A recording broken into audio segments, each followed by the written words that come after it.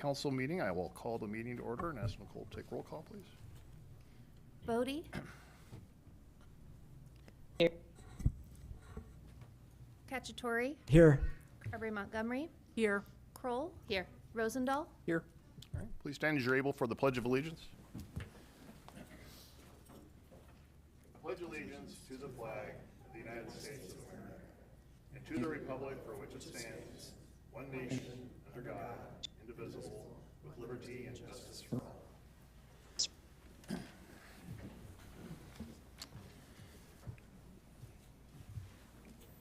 I'm going to read the civility pledge that we've started using. Before we begin tonight's meeting, we pause to orient ourselves to the kind of civic life we are here to practice. Civility, as we understand, is not politeness, etiquette, or agreement. It's an inner disposition rooted in recognizing the equal human dignity of every person present, including those with whom we sharply disagree. Each of us is responsible for how we speak, how we listen, and how we conduct ourselves. We're not responsible for controlling one another's views, reactions, or conclusions. This space belongs to all of us. We will speak honestly, refrain from demeaning or coercing one another, and remain present even when the conversation is difficult.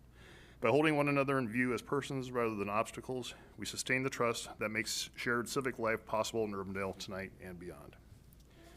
Ask for a motion to approve the agenda. So moved. Motion by Kroll. Second. Second by Rosendahl. Discussion, please vote.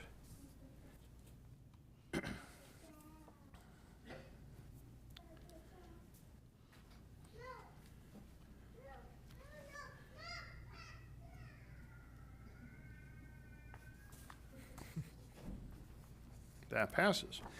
All right, we move on to presentations. We have three proclamations to present tonight and to read. The first is the proclamation for Transgender Day of Visibility 2026. Whereas Transgender Day of Visibility is held annually on March 31 as a time to celebrate transgender and non-binary people by acknowledging the determination it takes to live openly and authentically. And whereas we are also reminded that many transgender and non-binary people face barriers and violence because of transphobia and discrimination.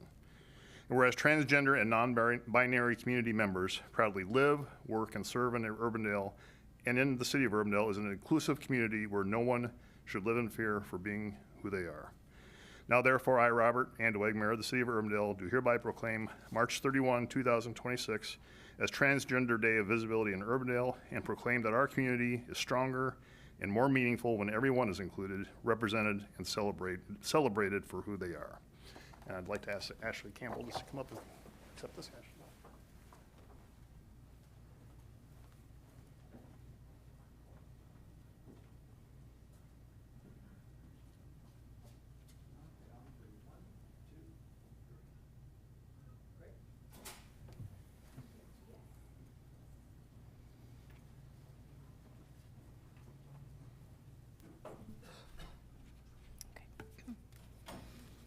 Hi.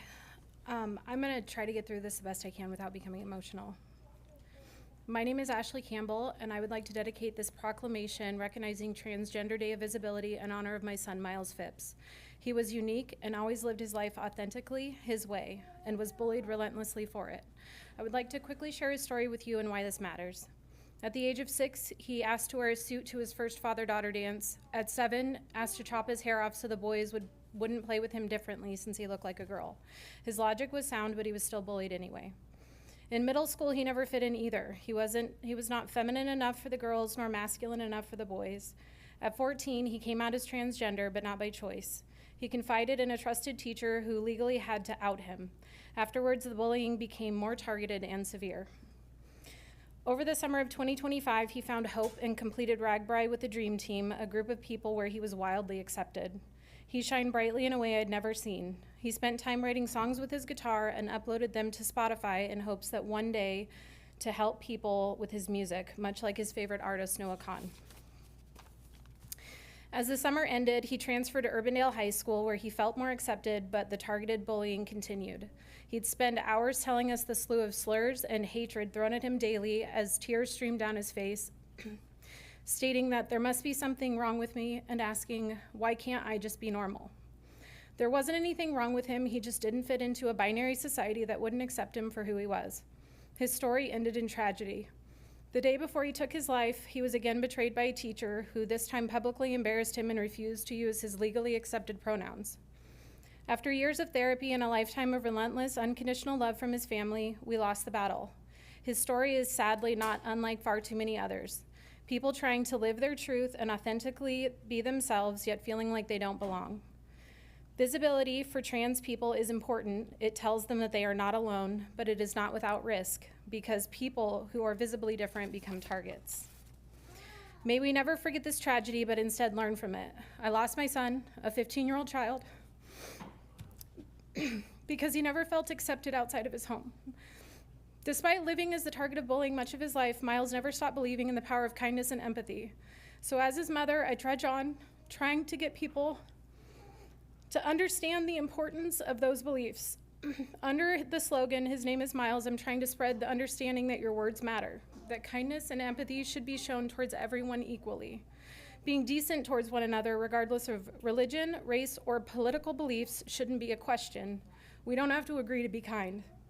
Therefore, I want to thank Mayor Andewig, the Urbandale City Council, and other supportive individuals for the honor of accepting the proclamation for recognizing Transgender Day of Visibility, especially during such a tumultuous time. Let this proclamation be a commitment that the Urbandale community will continue to uplift those values of kindness, empathy, and safety so that all people, transgender people included, can be safely seen for who they are. Change starts in the home. Remember to be kind. His name is Miles. Thank you. Thank you.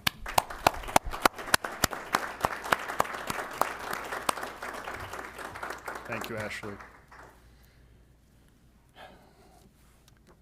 Moving on, we will do a proclamation for Developmental Disability Awareness Day. Whereas individuals with developmental disabilities are valued and contributing members of our community, enriching the city of Urbandale through their talents, perspectives, and participation in every aspect of civic and community life. Whereas organizations, families, caregivers, and advocates across Urbandale work tirelessly to ensure the individuals with developmental disabilities have access to opportunities, support, and pathways that empower them to lead fulfilling, self-directed lives. Now therefore, I, Robert Andewig, Mayor of the City of Urbandale, do hereby proclaim March 27, 2026 as Developmental Disabilities Awareness Day in Urbandale, and encourage all residents to join in recognizing and celebrating the achievements, strength, and contributions of individuals with developmental disabilities in our community. And I believe Darren Richardson from VODIC is here to accept. Darren.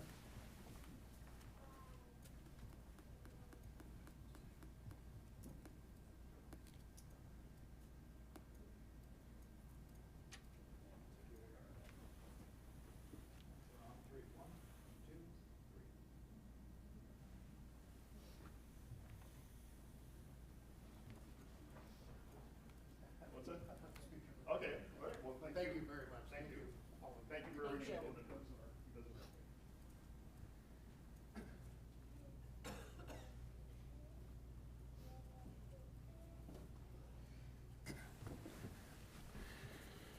And lastly is a proclamation for National Social Worker Month. Whereas social workers play a vital role in strengthening the well-being of individuals and families in the Urbandale community, and whereas social workers are committed to upholding human dignity, advancing equity, and helping residents navigate life's challenges. Whereas through advocacy, collaboration, and compassionate service, social workers uplift individuals and families and help transform lives while building a stronger and more resilient community. And whereas the 2026 National Social Work theme, Social Workers Uplift, Defend, Transform, recognizes the profession's commitment to improving lives and creating healthier, more inclusive communities such as the City of Urbandale. Now therefore, I, Robert Andewig, Mayor of the City of Urbandale, do hereby proclaim the month of March 2026 as National Social Work Month in Urbandale, and encourage residents to recognize and celebrate the important contributions of social workers who uplift, defend, and transform lives in our community each day. And this was brought to us by our resident social worker, Amy Kroll. And I know we have Abraham Getz from the social work chapter to also accept this too. So, and we have a number of other social workers. So, you want to come up?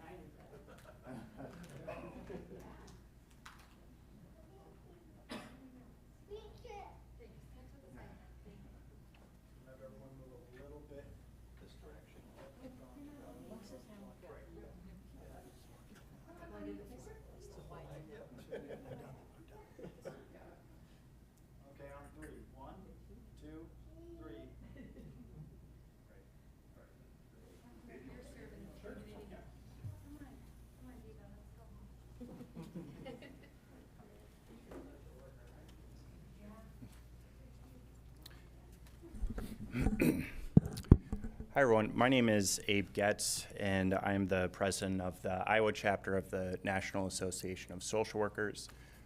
Thank you all. Thank you to the City Council and staff for hosting this proclamation, and to Council Member Kroll for inviting us to come be celebrated. When many of you may think about social work, you might think about DHS or Child Protective Services and the people that help with abused and neglected children. And certainly there are a lot of social workers that can be found in that department. But in addition to that, we have around 5,500 licensed social workers in the state of Iowa. We're actually the largest portion of mental health providers in the state, more than psychologists, more than marriage and family therapists and mental health counselors combined, actually. Almost 100, I think around 96 of those licensed providers are from here in Urbandale. And in addition, we have the licensed mental health providers like Elizabeth, who was there with the photo that provide direct mental health care to clients and vulnerable Iowans. But then we have people like Gabriel or Michelle, who are also in the photo, that work in schools and help children with different behaviors or who are disadvantaged. We have domestic violence advocates who are social workers helping people who have survived abuse. And then also more on a macro scale, leading nonprofits in Iowa, such as Julie back there, who leads Project Iowa, helping people with career readiness and employment, among many other things. And of course, Councilmember Kroll with helping in elected public office. And so, and then fun fact, even Samuel L. Jackson served as a social worker briefly before becoming famous. Oh. And so this work certainly is very rewarding, but can be very demanding as well. And so I appreciate you all taking the time to celebrate social workers and hear me out today. And thank you for your time. All right. Thank you, Abe. All right, thank you. We'll move on to Citizens Forum. This is the opportunity to address the council on something that's not a part of tonight's agenda. Steve, I'll recognize you first, since I know you said you wanted to speak. So if you just give your name and address for the record. My name is Steve Reese, and my address is 13118 Hammond Tree Drive in Urbandale, and I'm in the Days Run West subdivision. And I just want to thank you for the opportunity for the open forum to speak. I just want to speak briefly on the current project adjacent to us, which is the Des Moines Christian project that's taking place. My intent tonight is fully proactive, collaborative in nature, so I just wanted to stay on that terms completely, as we are a neighboring adjacent neighborhood who've been spoiled by 20 years of farmland right next to us, truly.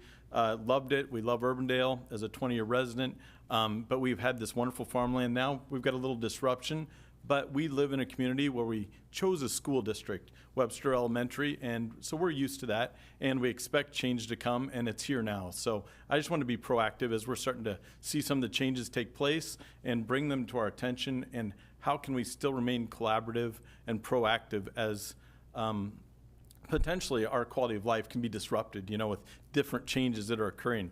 We've had some of those things that have happened just at the onset. We're very early on, and whether it be the construction noise, pollution, debris, we've had issues of our neighbors with terms I'm learning now, developed a forum to collaborate and say, how can we best work together and uphold our quality of life in the neighborhood as some of these things arise. Some things that I've learned new is fugitive dust, stormwater management. These are actual things that are present, that are happening just in this early phases taking place. And we want to help resolve some of those issues and prevent them from happening in the future.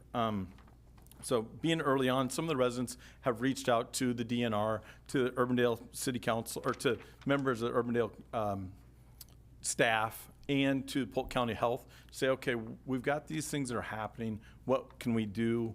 Where should we go? So we're looking for some good insight and feedback to how do we prevent these problems? How do we resolve these as they arise in good nature? So being there, those are just looking for a plan and line of communication we can work with. And and any assistance you might have, especially with spring and summer kicking up. It's going to be going forward, and it's going to be going fast. And I think some other things as we look ahead. We've looked at past meetings. I know there's plans for a berm. There's plans for landscaping. What's the easement? And I think those are just some things that we want to bring to the attention to the city council, along with currently some of the residents have incurred some hundreds of dollars in damage that they're going to have to repair on their own, not ours. We're very, very fortunate. We're backed up to this city school right now, but again, I think it's just things that need to be brought to the attention. How are we going to best handle that and the right way to handle it? So I appreciate your time and listening. Thank you, Steve. Yep, thank you. And Steve has reached out to me just so that the council's aware. So I've talked to him initially tonight, and we've exchanged a couple of emails. And so, Steve, we'll get you the information and some more answers. Thank you. Appreciate it. Thank you all. Thank you. All right, is there anyone else who'd like to address the council on something that's not a part of tonight's agenda? All right, seeing none, then we will move on to the council minutes. First of all, item 5.1, the council meeting minutes from March 3. Motion to approve council minutes from March 3rd. Second. Motion by Kroll, second by Cacciatore. Discussion, please vote.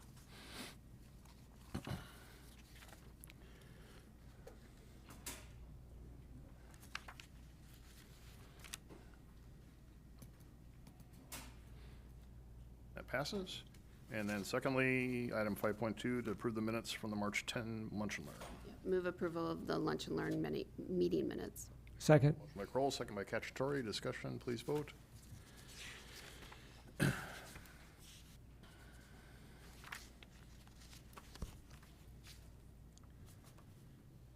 That passes.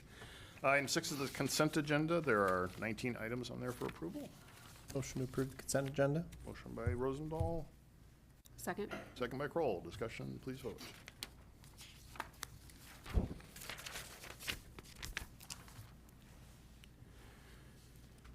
That passes. Moving on to our public hearings. Our first public hearing is item 7.1, a public hearing to consider the amendment number 2 to the amended and restated Westover Urban Renewal Plan. The public notice for this was published in the February 27, 2026 Des Moines Register, and ask for any objections to that notice is published. There were none. Is there a motion to open the public hearing?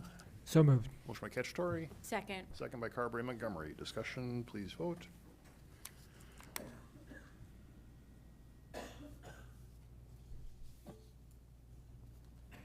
All right, that passes. And to introduce this is our Economic Development Director, Aaron DeYoung. Aaron? Great, thank you, Mayor and Council. Aaron DeYoung with Economic Development. We've got 2 urban renewal plan amendments for you tonight. We'll do Westover first because that's on the agenda. And so we do urban renewal amendments infrequently, but this is every 2 or 3 years. We need to do a refresh to these because of state law requirements and some tweaks to some either incentives or project updates and things like that. So Westover was originally created in 2004 and then last amended a little over 3 years ago, or 4 years ago almost, in July of 2022. This amendment is the second to the second amended and restated urban renewal plan, and it covers these 4 things, the main changes in it, and I'll go through each of those a little bit more. So on the infrastructure side, with our capital improvements budget, many of those projects that are in urban renewal districts do get some of its funding through the tax increment financing or the existing increment that is in each of those districts. And so we need to go from time to time to update those so that the CIP matches the schedules that are in these urban renewal plans. So that was one of the changes. When we do open these up, we do want to refresh the schedules on the development agreements that have been approved or are in process of being paid out. And so Westover does have 1 still on the books, and so that change to that schedule was put in there. Third is the affordable housing. So if you remember back in January, we approved urban renewal plan amendment for the Northwest Market Center and adding in affordable housing as an allowable use for tax increment financing projects when we're either acquiring commercial or industrial land. So that was absent in all those, and so as we're doing these updates, we're adding that affordable housing allowable use into each of them. So that's 3, and then number 4 for Westover is an incentive modification. In the Westover, there is a standard incentive policy. If you remember, also in the Northwest Market Center, it also has a standard incentive policy, and we are progressively changing that from a 5-year that's up on the screen to a 4-year, starting with the first year being 80% and then going down 20% through years 2 through 4. So wanted to keep that consistency for those standard incentives when we do have the opportunities to change those. So that is also the other small tweak to that. So that ends staff's presentation on this. Nikki and I are certainly here to answer any questions. If it's dollars and cents and projects and stuff like that, go to Nikki. Otherwise, I can answer. Aaron, can you remind me why we're going from a 5-year to a 4-year incentive program? Yes. So the interest in doing that is it's a revenue type of argument in that staff, we've kind of determined that with the uncertainty of the property tax bills and things at the state, that to be a little more judicious in our standard policy on that. So doing a small ratchet down to still provide a healthy incentive to projects that are eligible for it, but to not be quite as aggressive as we have been previously to help counteract that uncertainty. Thank you. Yep. With a standard incentive, does that totally rule out the ability to do something that's custom, or is that just kind of like baseline, this is what we Yeah, have? good question, Blake. We definitely have customized development agreements availability within all of the urban renewal plans as well. However, some districts, it makes sense to have like a standard one on there. There are also districts that it doesn't quite make sense to do a standard, and we'll get to that one because that's the next one. But yes, we do have the ability to do more customized development agreements if there's a project that would really like to be seen in the community, but the standard doesn't allow for that to occur either through a financing or a competitiveness standpoint. Yep. Aaron, can you give me a high-level view as to how this proposed incentive program compares to surrounding communities? On the other communities, several communities don't have any standard incentives. They are all doing all custom ones. There are other communities that have that do follow the 5-year sliding that we do have, and so we that has fallen in line, and the two are compared as a step down. It would still keep us competitive, at least in my mind. Thanks. Right. Yeah. All right, any further questions from the council? If not, we are in public hearing on this item. Would anyone like to address the council on this? Okay, seeing none, is a motion to close this public hearing? So moved. Motion by Kroll, Second. second by Cacciatore. Discussion, please vote.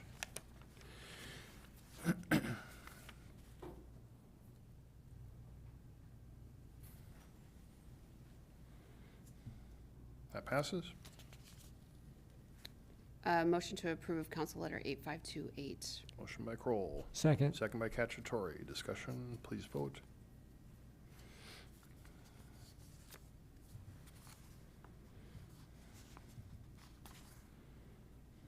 That passes. Moving on to item 7.2 is a public hearing to consider amendment number 5 to the amended and restated downtown Urbandale neighborhood area urban renewal plan. The public notice for this was also published in the February 27, 2026 Des Moines Register. Is there any objections to that notice is published? There were none. Ask for a motion to open the public hearing. So moved. Motion by Kroll, Second. second by Cacciatore. Discussion, please vote.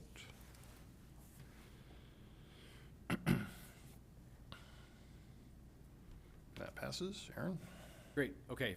So this is the Downtown Urbandale Neighborhood Area Urban Renewal Plan, or DUNA.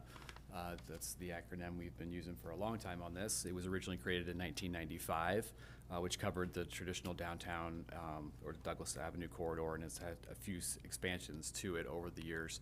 And it was last amended at the same time as Westover was in July of 2022.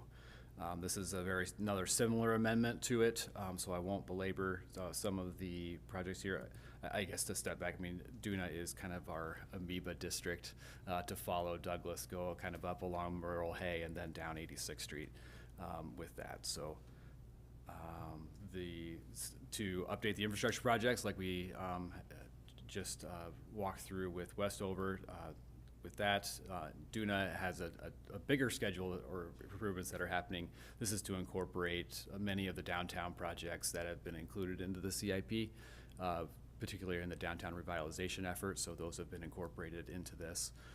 Development agreements to make those changes to obligations. I don't believe we have one on the books in DUNA right now, so that was an easy schedule to write up, but we do expect that to change as we are getting development interest in downtown in particular, but also throughout the district. And then again, adding the affordable housing as an allowable use into this. And so then the last is the incentive modification for this one. In staff, we are recommending to remove the standard incentive. The current standard incentive that's in the district is a 3-year 90% TIF rebate, and is really for any non-residential development. So that would be retail, really anything would be eligible as long as it was allowed by zoning. Because of that, and the standard incentive being the way it is, we're recommending to remove it because in particular, we've got some very lofty goals in revitalization efforts, and very few opportunities for ground up new construction within the DUNA district, because most parcels have already been developed. So we are either in redevelopment or we are in revitalization efforts when it comes to incentived projects. And so to be able to utilize and the custom or the individualized development agreements makes much more sense from staff's perspective, so that we can be nimble and we can address the issues or the opportunities that the city needs to help out with those projects, rather than saying, well, here's your standard incentive and I hope that works for you. We know that there's going to be a lot of flexibility and partnership when we're doing these revitalization projects, and being able to customize those incentives to match that, I think is a really good way of doing it. So we are asking to remove that standard incentive. Now, if there is a project that comes in that we aren't anticipating, that's not in downtown, or it's a standard of nature, but still one that we would like to incent, we do have good logic in our other districts to be able to utilize the same schedule in the DUNA district, but it would be under the individualized or custom development agreement portion of our plan. So that ends staff's presentation on the downtown Urbandale neighborhood area amendment. Nikki and I are still here to answer any questions. Thank you, Aaron. Questions for Aaron on this one?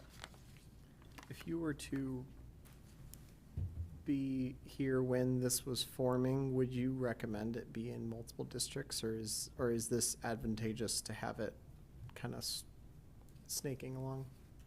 Are you talking about the Like the district the shape boundaries? of it? Yeah. Oh, well, this tends to happen because incorporating lots of residential properties in urban renewal districts, it gets a little odd with that. So the logic that has happened in Urbandale is to follow the commercial properties throughout there. So that's kind of how it's happened. With the knowing how the rezoning effort and the branding effort in downtown will be going, that will probably create an opportunity to look at the boundaries again after we get that figured out, to see if there are some expansions that need to happen, up and south, further north and further south of Douglas in the core of the downtown revitalization effort. So stay tuned to that. We know that we will probably get it wrong, but we'll get it less wrong in a little while when it comes to that. But yeah, that's the logic that this has followed, and it makes sense, and it does end up looking awfully weird. It's not as weird as I've seen. There are some other ones in the state that are much more odd. All right. Any further questions? We are in public hearing on this item. Would anyone like to address the council on this item? Seeing none, then there's a motion to close this public hearing. So moved. Motion by Kroll. Second. Second by Carberry Montgomery. Discussion, please vote.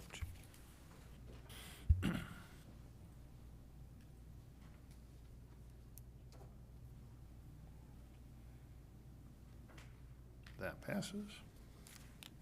Move approval of council letter 8529. Motion by Kroll. Second. Second by Blake. Rosendahl, sorry, by Rosendahl. Discussion, please vote. There used to be a last name Blake. That passes. All right. Great, thank you. Thank you, Aaron. Moving on to item 7.3 is a public hearing to consider the general obligation capital loan notes series 2026A essential corporate purposes. The public notice for this was also in the February 27, 2026 Des Moines Register. And is there any objections to that? Notice is published. There were none. That's for motion to open this public hearing. So moved. Motion by Carberry Montgomery, Second. second by Rosendahl. Discussion, please vote.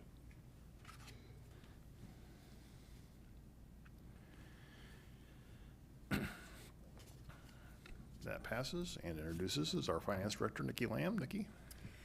Mayor, members of the council, tonight I'm going to talk about the next two items, of which there are three resolutions because it's all part of our CIP bond issuance. There are two separate public hearings for the two pieces, but I'll just kind of cover it all together so you can get the whole piece. It is all in the same council letter as well. So this is two procedural steps to get the public hearings out of the way for, we have our essential corporate purpose for our true CIP projects, which are debt service funded.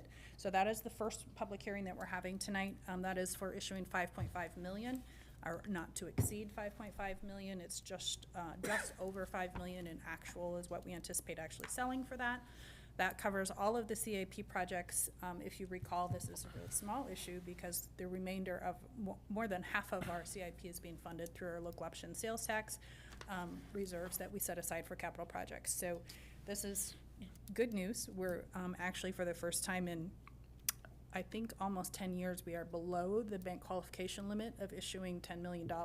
However, we have some CIWW might issues, so that kind of affects our levy or our bank qualification level, which is at 10 million. So that hasn't happened in a long time, and that is in direct correlation to the council's support of calling and paying off all of those bonds, and now we have the reserves built up to use lost for those.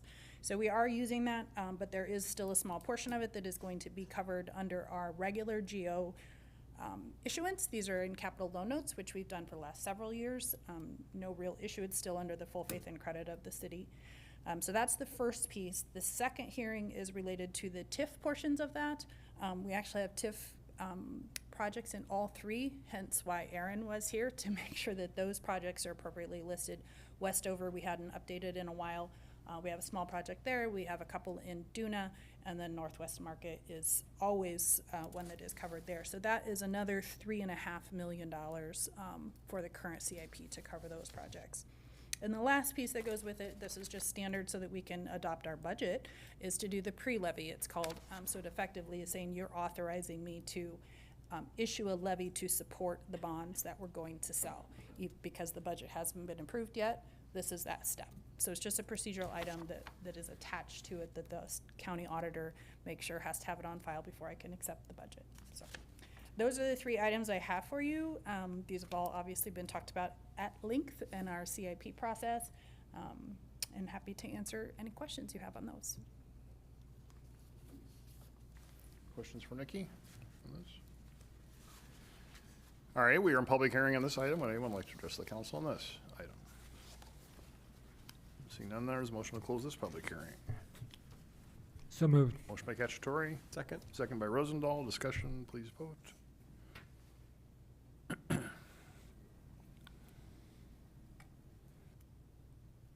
That passes. Motion to approve resolution 119-2026. Motion by Rosendahl, Second. second by Kroll. Discussion, please vote. I gotta pick somebody.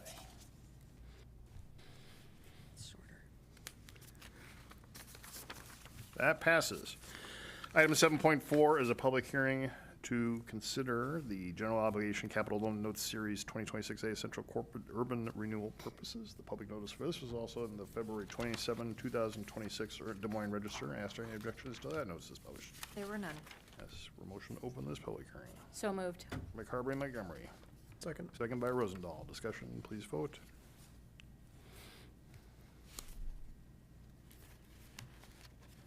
That passes. Nikki? We already covered all of this piece. This is the second of the two, and then the pre-levy authorization for issuing the dollars associated with the debt service levy. All right. Any additional questions for Nikki on this before I open it up? This is a public hearing also on this item. Would anyone like to address the council on this item? Seeing none, is there a motion to close the public hearing? So moved. Motion by Carberry Montgomery. Second. Second by Rosendahl. Discussion, please vote.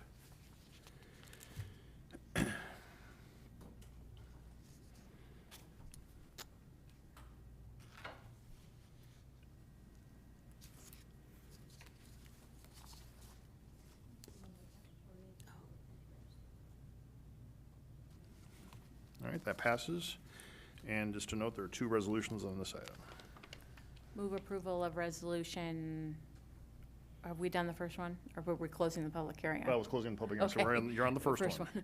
Move approval of resolution 120-2026. Motion by Carberry Montgomery, Second. second by Rosendahl. Discussion, please vote.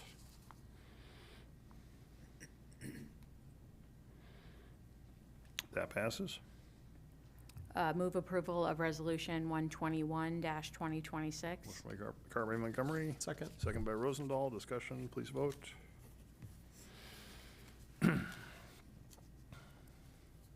That passes. Moving to item 7.5 is a public hearing and consideration of bids for the Meadow Drive HMA overlay project. The public notice for this was in the March 6, 2026 Des Moines Register national projections. So that notice is published. There were none. Is there a motion to open this public hearing? So moved. Motion by Carberry Montgomery, Second. second by Cacciatore. Discussion, please vote.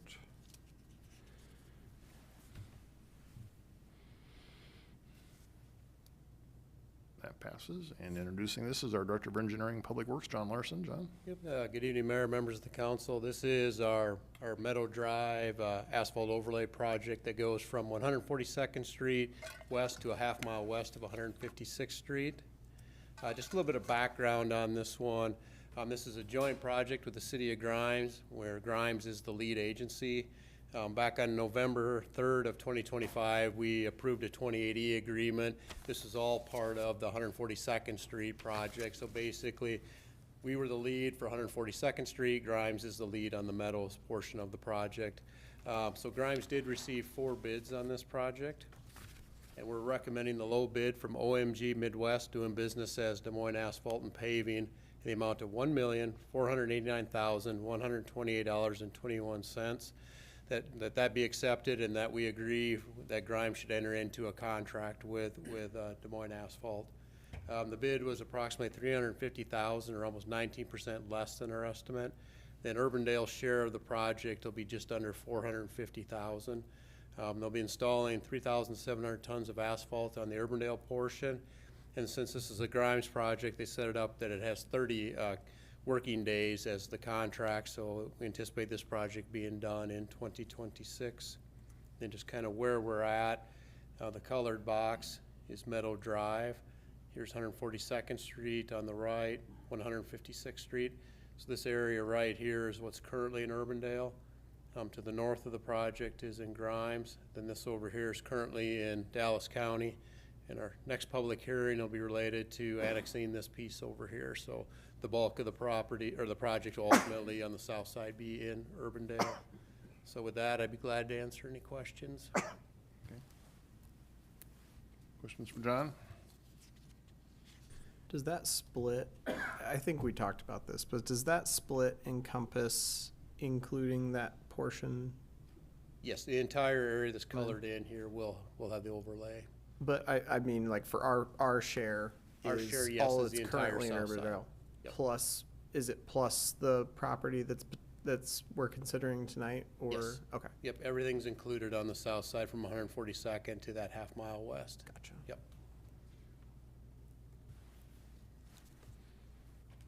Any further questions? From public hearing on this item, would anyone like to address the council on this item?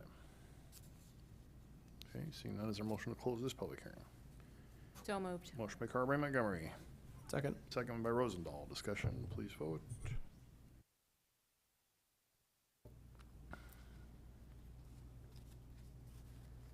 That passes. And to note, there are 3 items here for consideration. Motion to approve resolution 114-2026. Motion by Rosendahl, Second. second by Carberry Montgomery. Discussion, please vote.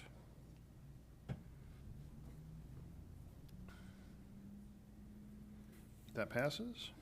Motion to approve resolution 115-2026. Motion by Rosendahl. Second. Second by Carberry Montgomery. Discussion, please vote.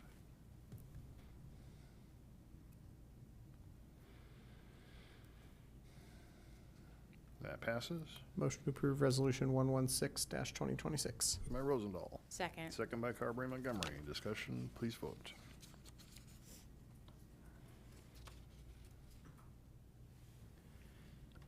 That passes. Moving to item 7.6, this is a public hearing to consider the voluntary annexation of the Borofen property. Did I pronounce that correctly? At the southwest corner of Meadow Drive and 142nd Street. The public notice for this was published in the February 27, 2026 Des Moines Register. I asked, are there objections to that notice is published? There were none. Is there a motion to open this public hearing? So moved. Motion by Cacciatore, Second. second by Kroll. Discussion, please vote.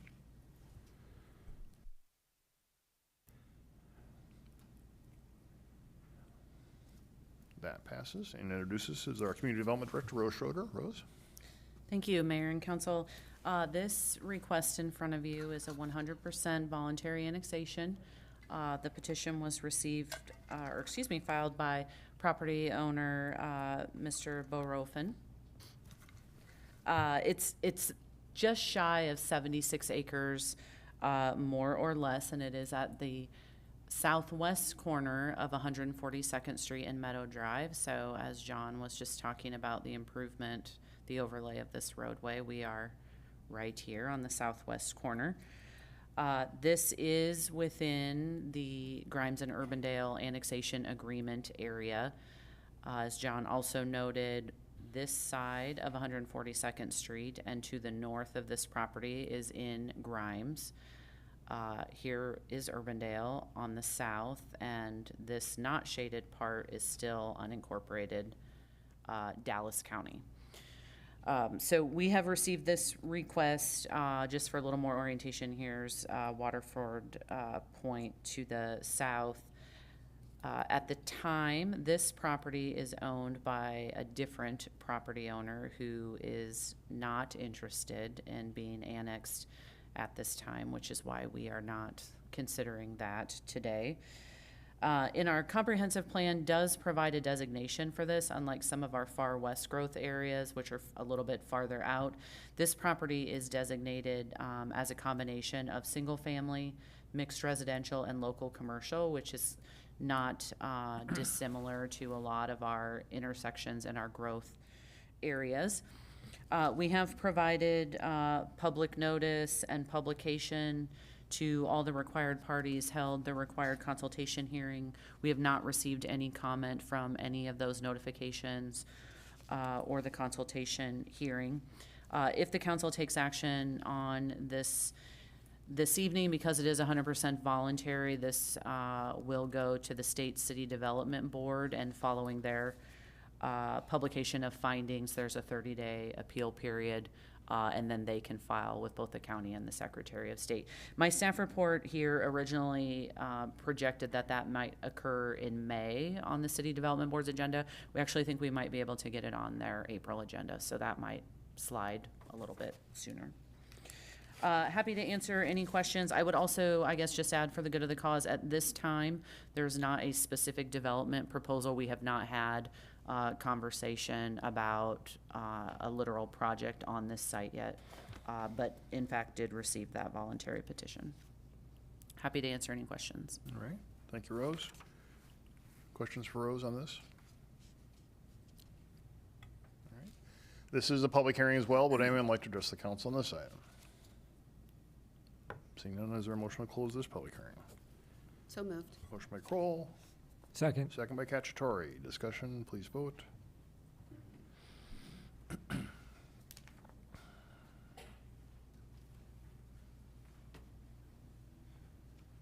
That passes. Move approval of Resolution 109-2026. Motion by Kroll, Second. second by Cacciatore. Discussion, please vote.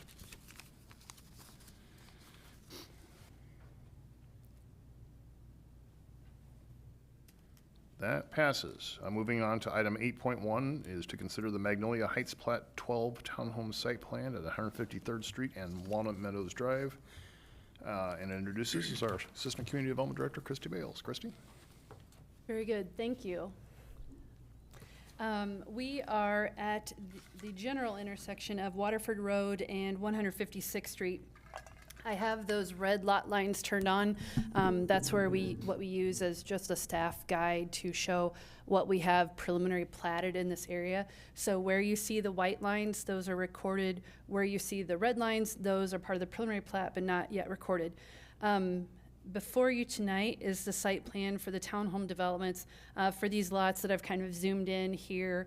153rd Street comes up from Waterford Road and then goes to around and to the backside of the school, the Waterford Elementary School. So before you this evening is this site plan, where you can see Walnut Meadows Drive will be extended as a private street. The 32 lots, this plat has only townhomes in it. So the next step is after the preliminary plat, they're ready to do the development with this. You can see how they have it laid out, mostly 4 and 5 plexes. There is a 6-plex in here as well. They have added a few things that are requirements of the PUD master plan. They have sidewalks on both sides of the private street. They have the additional visitor parking that's required for those. It's based on unit count. Basically, the townhomes are similar to other townhomes in that same area by the same development group. 2-story, 2-car garage, 3 bedrooms, and that sort of thing. A couple of things I wanted to point out that are a little bit different on this are one, the outlet Z you can see is not part of this site plan, but it is put on there for reference. When we talked about the parkland dedication with this overall project, we talked about having areas dedicated along the drainage way that runs up between this development and the Coyote Ridge development. So parkland is on this. It won't be dedicated with this final plat, but we wanted it referenced there. The other thing we talked about relates to kind of an overall plan we've been working. You'll see the north part, if you can see those silvery lines, that's the 100-foot wide overhead easement that runs through there. But you can see as we've developed from 142nd, the mile over to 156th Street, what we've been able to do as the parkland dedication requirements is to get that trail system in place all the way over to 156th Street. In fact, we were even able to incorporate it into the school site plan so that it'll eventually tie into the system along 156th Street. So we're kind of here in the middle, and they have that conceptually shown. There's an alignment issue that we got to get worked out, so this will look slightly different, and that's why it's noted as not this alignment, but we want to get that straight so that they can shoot straight across. The trail will not be installed by the developer. They didn't have to do that as part of their match, but what we wanted them to do is show it on the site plan, show how it can be done, so that when it's time for the city to go build this, we will have something kind of not fully designed, but at least a good start to make sure all the puzzle pieces fit together. And then eventually we'll have to figure out that crossing over the drainage way as well. Staff is recommending approval, subject to the comments and conditions that you see in your staff report. The Planning and Zoning Commission had this on their agenda last week. They also recommended approval of the site plan, subject to the conditions that you see in that staff report. I'll take any questions you may have. I don't see, David Albright's usually here, but I don't see him tonight, so. Okay. Christy, can you pull up the graphic you had with the trail? The aerial? Yeah, so, is this the last piece then, really, Yes. that needs to be built? So what would our timeline, is it dependent on when they build? Or, I mean, because I really want to see the internal pedestrian access to the school from this whole area completed, you know, as soon as we can. Yep, so that will be a discussion that we have on the CIP because it'll be our project to finish. Any funds that we have collected throughout the developments that we can still use towards that, but we'll need to work with Parks and Engineering to get that final leg designed and installed. I guess looking ahead to next year, I'd sure love to see that piece on our CIP to get done, knowing how many kids can now access the school internally without having to go down to Waterford, because it's quite a bit out of their way. Yep, yeah, it's good that we have one last piece, so it's very exciting. Anything further? What drives, this is a silly question, what drives the wiggling of the trail on this piece? I don't know that I don't know if the grading drives it a little bit. We had kind of asked them to have something with a little bit of interest, whether it be this, no, or this, but ADA will drive part of it. This is the Mid-American easement, so they've got at least one tower where we have to stay, with not do any grading within a certain radius. So different things like that. And then, we'll want to hit with the crossing at a 90-degree perpendicular crossing and then have it line up on the other side as well. So we're not too specific yet into the wave. All right. That is our motion. Move approval, Council Letter 8526. Motion by Kroll, Second. second by Carberry Montgomery. Discussion, please vote.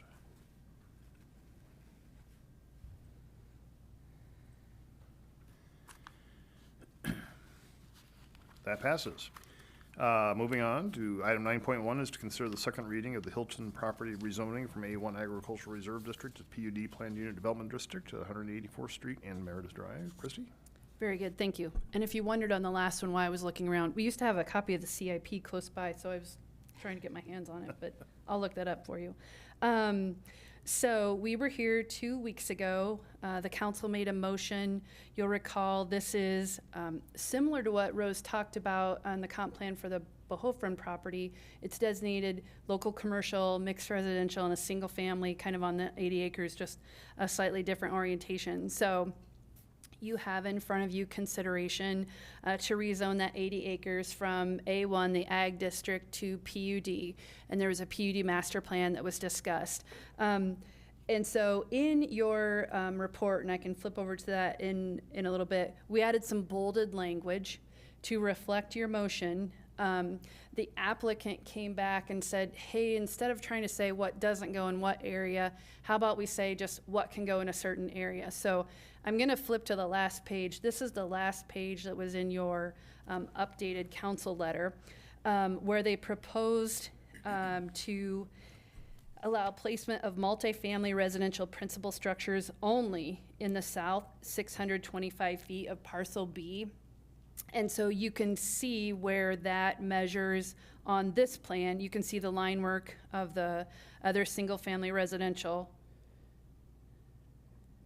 And essentially that 625 feet starts at the top of this parcel.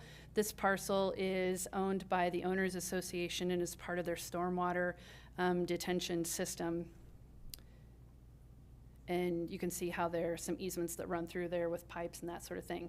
So it would limit the principal structures of multifamily residential structures from this point and south, hopefully alleviating some concerns north of that line about would a multifamily apartment complex be at the rear yards of some of the single family folks that we'd heard from both at the P&Z Commission and at the council hearing that night. Then we made that red line change in your master plan document as well. There's one sentence that was added. So that's the update to this. This is a second reading. If we've captured the intent, that's good. If we haven't, we'd need to include it in a motion if we still need to go back to the drawing board with the developer and refine some language.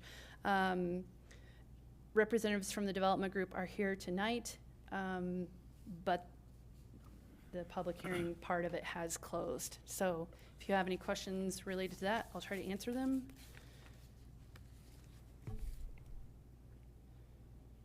Excuse me. Questions for Christie? When we start talking about like traffic routing and everything like that, that's going to be more preliminary plat as well, right? Yes. Yeah. Okay. And part of that is because right now we don't know, is it single family, is it multifamily, is it townhomes? That answer, that determination will factor into whether or not that requirement is needed. Gotcha. And when they come back with preliminary plat, they'd be able to say, this is where they would be able to boil down to the smaller boxes within the bigger boxes mean Yes. multifamily versus townhouse style versus single family versus basin area. Yes, the preliminary plat will start locking in on that lot layout or townhome layout and that sort of thing. because it will start setting where the roads are, where the streets are, how the utilities get extended to those areas. It'll talk about easement dedication for interconnectivity, not only just to, Biltmore West for pipes and stuff, but also as we look to widen and plan for future widening of both Meredith and 184th Street. Yeah, I think that'll definitely help concerns we've heard, just knowing more with the preliminary plating, so. And in fairness to some of those comments, I know we have some of the neighbors here tonight. Mr. McConnelly gave me a letter that I'm going to provide to each of you just regarding some of the traffic concerns that the neighbors have, so I'll get that to everybody, so.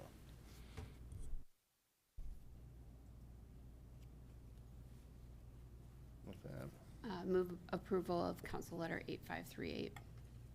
all right. Second reading of, just make sure we're clear on that, it's the second reading of. Second reading of ordinance 2026-17. Motion by Kroll. Second. Second by Rosendahl. Discussion, please vote.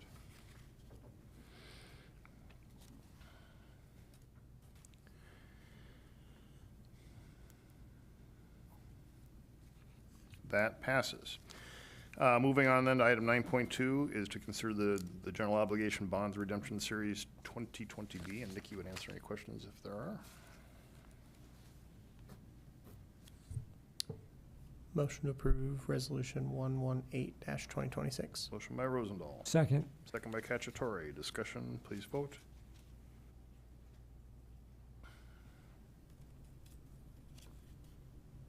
That passes. Item 9.3 is consider the purchase of concrete. And John, want to answer any questions on this? There are.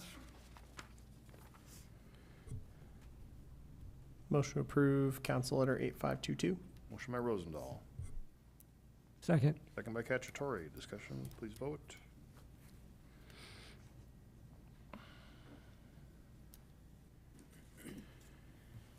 That passes. Item 9.4 is to consider the purchase of the Lakeview Park playground equipment. And introduce this is our Assistant Park Smart Director, Scott Hoke. Scott?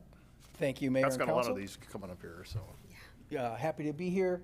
Very excited. We have a lot on the agenda tonight. I feel like John Larson having this many things on the agenda to go over. So it might not be as exciting, but my pictures are always better.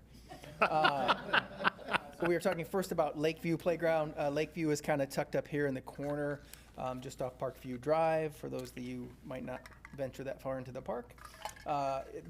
This playground was installed in 2002, so it's been in there a while. We did ask to replace the large structure, but the two smaller structures, the little dinosaur and the swing, are staying. We'll refurbish the swing and replace it. And this is one that we asked vendors to submit proposals not to exceed $45,000, because this is one we'll be installing ourselves. We had 8 vendors submit a total of 12 proposals. We sent letters out to the neighbors, letting them know that we had information on our social media sites that people could weigh in and let us know what they thought. We did receive, I think, 9 comments online for Lakeview. And then they're scored, and all of our playgrounds are scored the same way within 4 different categories: play opportunities, site compatibility, inclusive and accessibility, and then cost value. The design option from Cunningham Recreation, option number 1, is what we chose. I'll show you a little rendering. Again, this is just replacing the small little play structure, but this is what we are proposing as part of that little refurbishing there. Oops. And this would be, again, staff install. It would probably be midsummer we'd be looking at doing that, and staff is recommending the approval, and be happy to answer any questions. All right. Questions on this? How long does it take you guys to install? This one's pretty small, so if weather stays, it's probably 2 days to pull the old one out, kind of level it out a little bit, and then probably about a week to install if we get good weather every day for it. So. Move approval of Council Letter 8516. Motion by Kroll. Second. Second by Carberry Montgomery. Discussion, please vote. What's next? That passes. Item 9.5 is to consider the purchase of the Foxdale Park playground equipment. Thank you, Mayor and Council. Again, now we're going to Foxdale, Meredith, and 104th, kind of tucked back in. It's a smaller little neighborhood park, but still well used. This one was installed in 2005. We sent out information to vendors to not exceed $60,000 on this one, as it is a little bit bigger, you can see from the aerial. And again, we'd be installing this one ourselves as well. 8 vendors, 12 different proposals, letters were sent, total of 10 online comments for this one. It was scored, and again, Cunningham Recreation, option number 1 was selected. This is the proposed piece. It really fills up the area very nicely. This is not the color choices that we're going with, but this is, we tend to tone them down when they're in a tight little neighborhood. But that is the piece. Staff is recommending approval, and this would be a late summer installation. This one will take us a little bit longer. It is a little bit bigger and a little more complex. So probably if weather stays, it's probably a good 2 weeks for us to get this one in. Happy to answer any other questions. All right. Move approval of Council Letter 8517. Motion by Kroll, Second. second by Rosendahl. Discussion, please vote.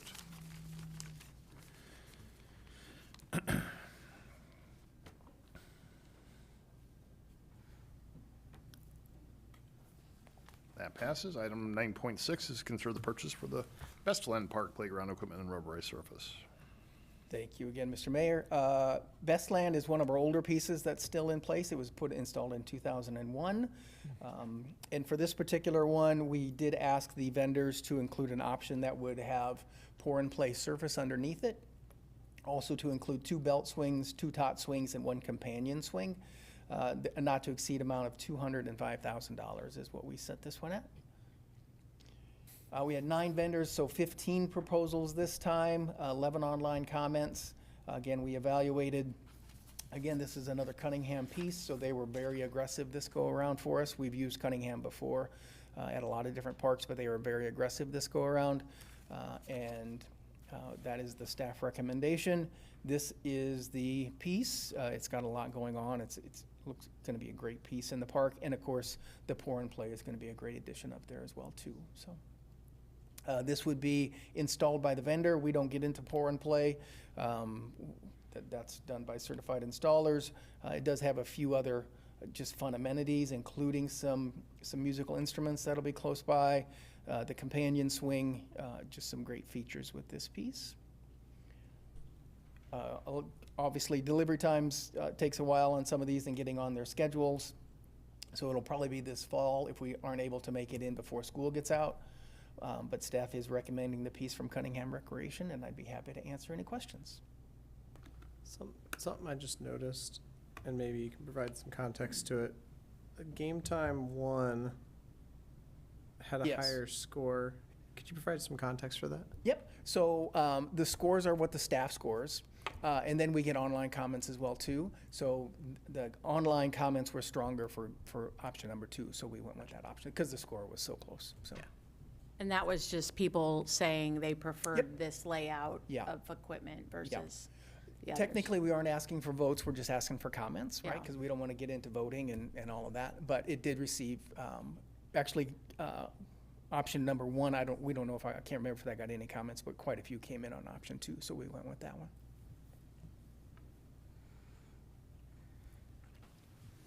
Move approval of Council Letter 8518.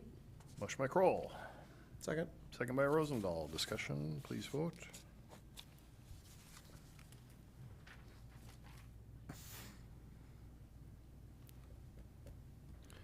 That passes. Item 9.7 is considered the purchase for the Walnut Creek Regional Park splash pad equipment.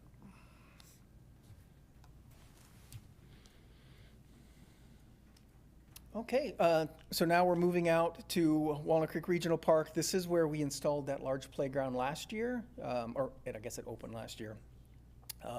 So this is the piece that was installed last year, was very well received, and the splash pad was originally designed to be integrated as part of this location. What we did on this particular one, we worked with the splash pad provider that has the equipment up at Lyons, that is Landscape Structures. And they have a program available through Sourcewell. Sourcewell conducts competitive bids in contracts throughout the country, and we are able to take advantage of those because we are a member of Sourcewell. It's open for other communities to take part in that. So finance is okay with that, legal's okay with that. So we do use Sourcewell. We'll have another one coming up where we can use Sourcewell. So what we did is Landscape Structures provided us 10 different splash pad pods, and then we posted that information on the social media sites to see what of those pods the residents preferred. We had 247 online comments. So, and 8 options B, C, and I received the most support. I'm going to show you what those 3 are. This is pod B. It's got some great a couple overhead pieces, some smaller kind of ground level pieces. Option C, also a couple overhead pieces, but this one does include the aquatic table, which is well received. We have the same thing down at Lions, and it's well used, and you see kids around it all the time. It allows people to kind of interact a little bit with the movement of the water. And then option I has the dump bucket, which we received a lot of comments on the dump bucket. So all 3 of those options is what we're proposing to merge into one area. You can see how it fits within the playground area. So we'd have 3 different pods.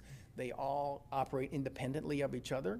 So you turn pod B on, all the features on pod B will run for 5 minutes or 7 minutes, whatever we set the timer for. We can run all 3 at one time, or if there's just a few kids there, they can run 1 pod at a time. So there's options throughout there to use. That portion, the install portion, comes later. This is just for the equipment itself, but there's significant lead time on it, so we're trying to get the equipment ordered, and then we will be bidding, just like what we did up at Lions, we'll be bidding the install separately. And the install does include some shade structures as well within that. But this is just for the equipment within the splash pad, so. Do we have timers on them, or like sensors, I guess was what I meant more specifically? So it's an activator. Okay. So, and it'll be timed, so it'll only be available, I think we go maybe 10 to 7 at Lions. I can't remember exactly the times that you're allowed to use the splash pad. So the the activator works during those times. And then you just have to go up, it's in the middle. Let's see if I can. So this little centerpiece is the activator. So you just go up and you press it, and then that activates all the sprays. So just So like if there's a group, I mean, if there's kids playing there all day, they just Yep, keep they just pushing keep it. pressing it. And No one's there, then. then it won't run. Yep. And then we found that, and this was supported by Landscape Structures as well too, the activator is one of the funner pieces, right? Because the water shuts down, and then you get to go up and touch that and turn all the water on too. So it's a piece in itself, I guess, so. I think you really need to be more involved when we do the ribbon cutting, Bob. I was. Right in the middle. No, like really, like, Like you know. meeting in the middle. Oh, Yeah. okay. Be appropriately addressed for that, too. Yep. I think Bob was a little overdressed last time. Yes. So I'll dress for the occasion this time. Let's see, again, a significant lead time, but we are hoping to have this taken care of and installed this fall, so it would be open for next spring. If I recall correctly at Lions, the activator is kind of more like a table of sorts. It's like a panel with a button on it. It is, I think it's a flower, is Something, what it yeah. is. So it's a little different. These particular pieces that are on the Sourcewell contract, it's a simple single pole with an activator on it. So one thing that's also unique about this particular line now through Landscape Structures is it's all battery powered. The activator is just battery powered, so there's no actual power. It's all done with water pressure.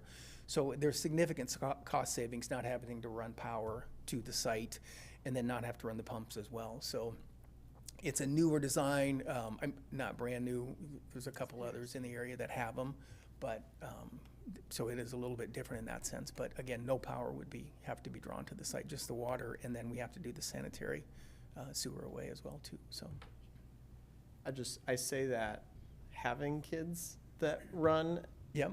and just don't pay attention to where they're walking, running, yep. like if there's just like a steel pole in the middle. Yep. I'm just wanting to make sure that we've considered that too.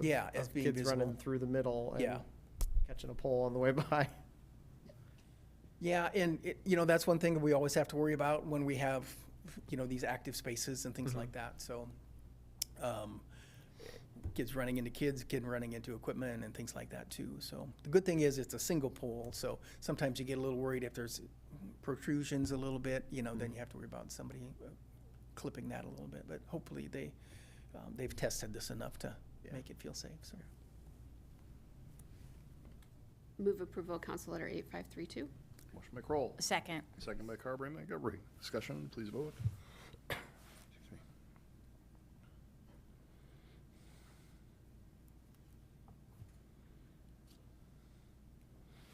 That passes. Item 9.8 is to consider the purchase for the recreation station overhead volleyball equipment system. Scott. Thank you. We actually have two things that we're doing at the recreation station. I'm going to cover kind of the information within one presentation because they really do kind of go together. And plus, it's St. Patrick's Day and everyone wants to get going anyway. So, so a little bit about what we have at the recreation station if you have not been there. The current floor was not part of the purchase, if everyone remembers that from not that long ago that we did it. And the facility was primarily designed for basketball use. There was no volleyball options within the facility. Kind of unique because they took the floor from the University of Iowa and installed it. They actually have little covers for where the volleyball standards would go, but they never put footings in underneath. So there was no volleyball options within the facility. So this is the gym, or technically this is half of the gym, but this is the east gym. I want to point out a couple things on this first slide. This is the exterior. This bottom left photo there's a concrete walkway around the outside of the facility, and then there's this metal transition point, and we're going to talk a little bit about that when we get into it a little bit. But because you're going from wood to concrete, they have a pretty decent gap there, so we're hoping to correct that a little bit as we move forward with our use. And then also the basketball hoops, they do raise up to the middle, which is great if you're just playing basketball, but when we transition to want to play some volleyball, it's not going to work for us. So these are things that we're going to talk about. So the nude floor, this is fully removing the old floor all the way down to the concrete, because you could never get the distance right? So they have to pull it out, kind of redo it. It is to install all the pieces, and then also to paint multiple courts on there. There'd be a total of 3 basketball courts, the main court, and then the 2 side courts, I guess, 2 volleyball courts, and then 6 pickleball courts would be painted. If there's additional lines that are needed, we can always put vinyl gym tape down as it's required. But we feel this would work very well for the setup within the facility. So that would be the first part of the project. And then this is the exterior floor that we talked about. We are proposing using a polyurethane exterior finish that we would probably at least get we think we'd get 1 stripe in there for a little bit of a walkway area. And then that also really cuts down on that transition.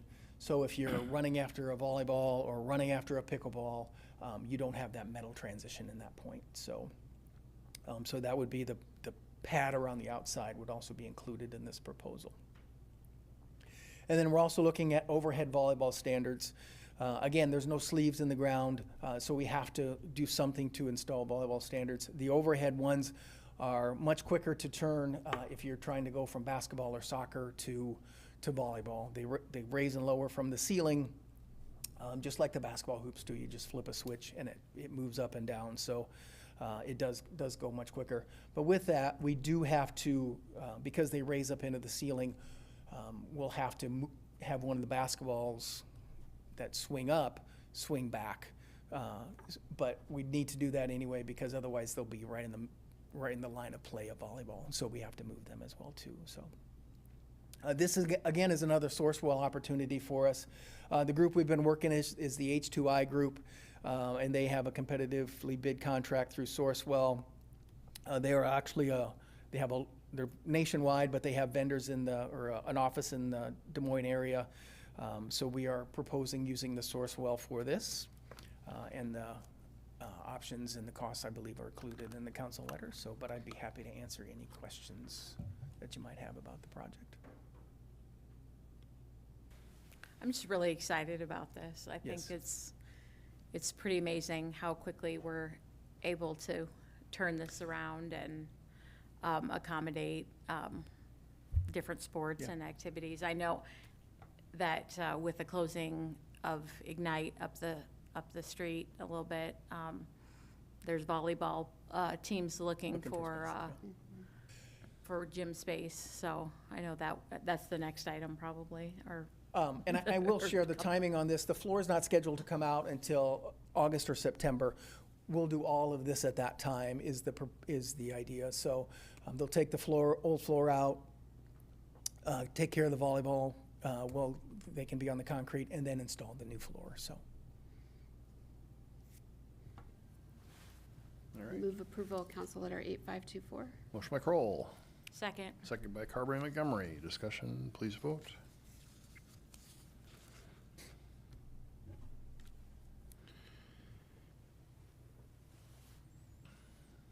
That passes.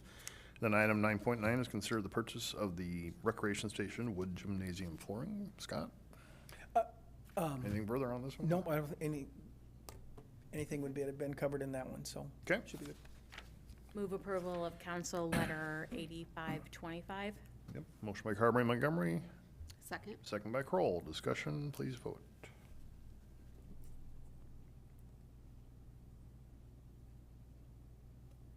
That passes. And then finally, item 9.10 is consider the recreation station gym rental rate. And be happy to answer any questions on that, I think. I don't know if there's anything specific that anybody has. Any questions? Move approval of Council Letter 8530. Motion by Kroll, Second. second by Rosendahl. Discussion, please vote.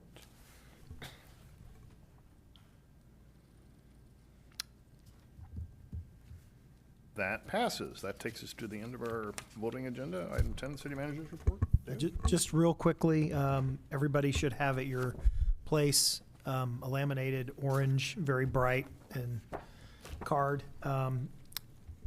Pursuant to Councilwoman Bodie's request at the budget hearing, we put together kind of a handful of the highlights from the budget that we think are probably the most important things to consider.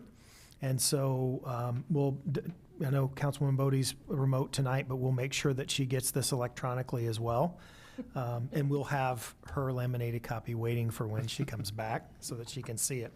I do think, just real quickly, the notices have gone out. And so it's possible that you could get calls, and always feel free to refer those to the staff here, up to and including Nikki and myself. We found over the last few years, sometimes it just takes a one-on-one personal explanation for folks to really sort of comprehensively understand what's happening with property taxes. I do think this year we may get fewer calls and emails than we have the last couple, because what the state is requiring the notices to include is actually information that is, especially residentially, very close to the average increase in the assessed valuation that happened with the January 1st, 2025 reassessment. That's not been the case the last couple of years. So the third time, I think, will be a charm residentially. I will say on commercial, again, it's just important to refer folks back to us or to our website if they need an additional, more clarification. Commercial is harder. It's harder to, in a blanket statement like that, it's really difficult to really explain, because there's so many different changes. There's increases for some commercial uses. There wasn't much of an increase across the board on the industrial side. Some commercial uses went up a lot. Some of them went down, went up a little. And so I would say residentially, good notice. Commercial and industrial, calls. Happy to explain. So. That's it tonight. Thank you. What is a full-service city, or what is not a full-service city in that first bullet? Well, basically, the full-service city is a city that would have police and fire departments, So not public Grimes? works. Well, you can include Grimes because their rate is higher, and so we include them when their rate is higher. If we're Are there competing. any cities that, by using that term, are we excluding any? Only really small communities that that Okay. wouldn't compare in terms of population anyway. There are two communities that that currently have a rate lower than $9.98, and that is Clive at $9.92 and Ankeny at $9.90. And so my expectation is those communities will not change their rate for FY27. And so basically, when you look at West Des Moines, the other communities that are full service besides us, we are lower than everybody except those two that I mentioned. So there are some very, very small communities that aren't full service communities that are lower than that, but they wouldn't get anywhere near like 5 digits in terms of population, that type of thing. Thanks. All right. Council items. Blake? Just a couple of things. A Bravo update, had a meeting last week. So the city did get a $7,500 award for the Artists in the Communities, or Artists in the Community program that they're going to be doing. This is part of a $100,000 allocation for that Bravo has set aside for 2080 partners to do cultural programming, specifically with a little bit less structure than some of the other programs they do, just to kind of help provide some cultural award benefit back to the communities. So I think a significant portion of the 2080 partners applied for funding and got that. So looking forward to seeing that unfold here. There are some planned updates to the existing strategic plan, mainly focusing on rebalancing and not rebuilding. There's a general consensus that the strategic plan for Bravo feels good. It just, obviously, we don't need to just redo everything from the ground up. So it's about tuning. And then just an update, June 30th is the date in which Altoona and Norwalk would be leaving Bravo. So that represents approximately $700,000 loss of revenue to the organization. So Bravo is currently working on unwinding all of that and making sure that all the paperwork is done to represent that. One thing that was notable as part of that is since when a community leaves Bravo, they lose access to the Passport to Culture program for the schools. So there are 7 elementary schools, approximately 3,400 students that would no longer be able to be a part of that Passport to Culture program. And so just some knock-on effects of kind of pulling out of regional partnerships, and just good things to keep in mind that even, when you have regional partnerships like this, it's not just the dollars that you're putting in from the city level and getting back at the city level. There are other organizations that are taking advantage of programs in a regional context as well. So just some things to keep in mind when we talk about our regional partnerships. Absolutely. I'm sure I'll hear a bunch of dittos on this, but the Sikh community had their Gurudwara groundbreaking, huge success. It was a really cool moment. I would say one of my highlights of being on council. It was really exciting to see their community gather and really just have a great time. Really welcoming group. I think we were approached over and over and over again by people just introducing themselves, saying hi, checking in, making sure we were doing all right. We were just hanging out. It was a great time. I really enjoyed it. And the amount of appreciation that they gave to Joe and myself and Blake for getting us to the point of them being able to do a groundbreaking was repeated from many, many members. So yes, thank you for giving that update. I enjoyed attending.